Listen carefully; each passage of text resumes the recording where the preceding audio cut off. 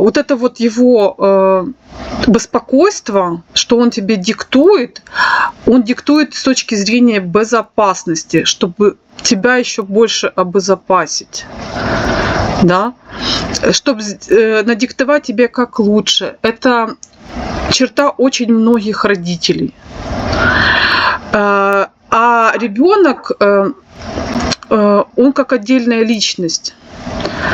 Он как вот этот вот родитель сильный, да, контролирующий, он часто не понимает, что ребенок уже сам личность.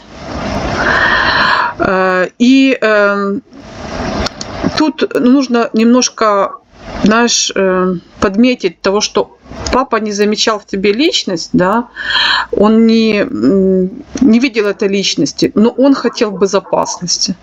И говорил это все с точки зрения обезопасить тебя, чтобы ты была в этом мире более выживаема.